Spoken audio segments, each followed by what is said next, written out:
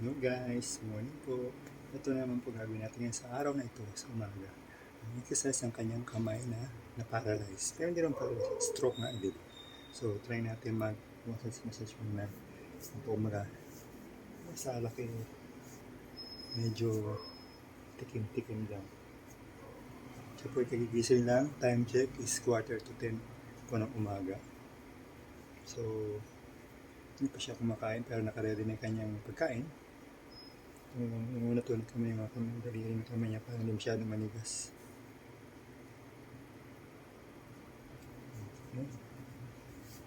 So, pakasabi na lang kung medyo mali ang ginagawa ko. Turuan niyo naman ako yan. Turuan mo kanyan. Turuan mo kanyan. Ayan po. So, nakita niyo may mga kamay niya medyo hindi may galaw masyado. Unti-unti lang naman. Pero ito paano malambot. So, pinag-flex ko lang siya ngayon.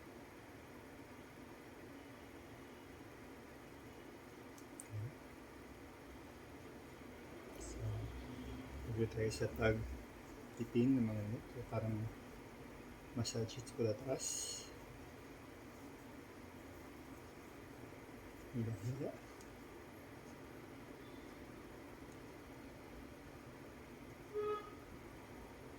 Kasi nagagalaw naman yan, konti-unti lang. Tagal, pero sabi nga nila, matagal lang talaga mag-recover ang mga daliri sa kamay. Hindi tulad sa paa. Makaka-recover agad. Ito yung hair ko.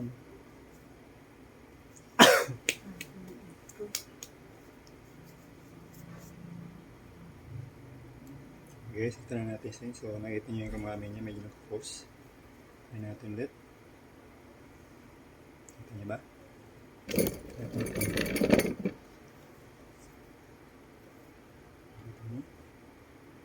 Diba?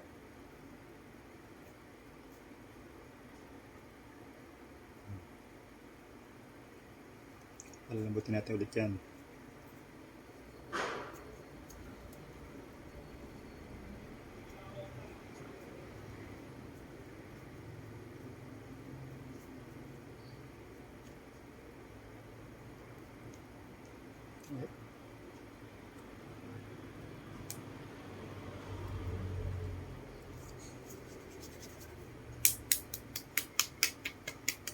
Tap-tap yan ganyan. Nakita niyo naman yung mga kamay niya gumagalaw-galaw, di ba? Kung ginagalaw yan, usa mag-tap kasi mga nerve nga yan. Ito lang naman nakita ko lang din, ginaya ko lang kung paano gawin.